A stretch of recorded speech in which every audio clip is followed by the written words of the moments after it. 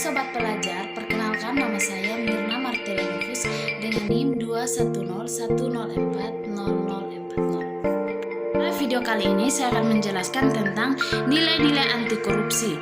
Namun sebelumnya kita harus ketahui dulu apa itu korupsi. Nah, korupsi adalah tindakan tidak sah yang dilakukan oleh seseorang atau sekelompok dalam posisi kekuasaan demi mendapatkan keuntungan pribadi dan memberikan keuntungan kepada orang lain. Bentuk-bentuk korupsi. Yang pertama itu korupsi langsung. Nah, korupsi ini terjadi ketika seseorang secara langsung mengambil atau menggunakan sumber daya publik untuk kepentingan pribadi tanpa melalui transaksi yang sah. Yang kedua itu korupsi tidak langsung.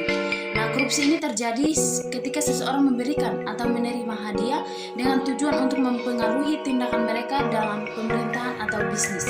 Yang ketiga, korupsi perjanjian.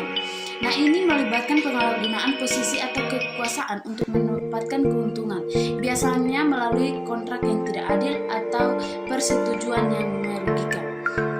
Yang keempat, korupsi pemilihan umum.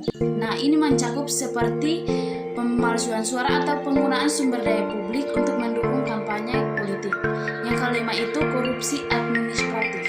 Nah, ini terjadi ketika pejabat pemerintah menggunakan posisi mereka untuk mendapatkan kepentingan pribadi serta menyalahgunakan wewenang mereka dalam pengelolaan sumber daya publik.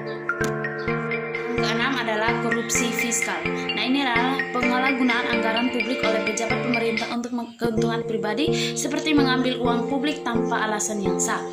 Yang ketujuh, korupsi kolusi. Nah, ini terjadi ketika dua orang atau lebih bekerja sama untuk melakukan tindakan korupsi bersama-sama, biasanya dalam bentuk perjanjian antara pejabat dan kontraktor pemerintah. Yang kedelapan itu korupsi nepotisme. Nah, ini adalah korupsi yang memberikan posisi atau kontrak kepada anggota keluarga dekat tanpa mempertimbangkan kualifikasi mereka secara adil. Yang kesembilan adalah korupsi favoritisme.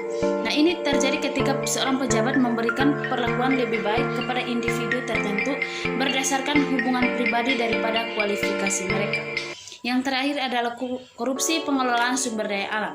Nah, ini adalah penyalahgunaan dan eksploitasi sumber daya alam oleh individu atau organisasi tanpa mempertimbangkan dampak lingkungan. Korupsi. Yang pertama itu dampak korupsi pada pemerintahan. Nah, korupsi dapat merusak integritas pemerintahan dan menghambat pembangunan. Yang kedua itu dampak korupsi pada ekonomi. Korupsi dapat merugikan ekonomi dengan menciptakan ketidakseimbangan distribusi kekayaan, menghambat investasi dan mengurangi daya saing negara. Yang ketiga, dampak korupsi pada masyarakat. Korupsi dapat merusak moral sosial dan nilai-nilai etika dalam masyarakat. Yang keempat, dampak korupsi pada pendidikan.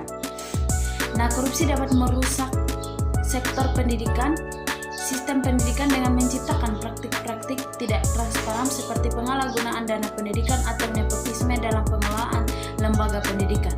Yang kelima, dampak korupsi pada kesehatan. Nah, korupsi dalam sektor kesehatan dapat merugikan akses terhadap layanan kesehatan yang berkualitas. Yang keenam, dampak korupsi pada lingkungan. Nah, korupsi dalam sektor lingkungan dapat merusak lingkungan dengan menciptakan praktik yang merusak lingkungan seperti pencemaran dan eksploitasi sumber daya alam secara tidak berkelanjutan.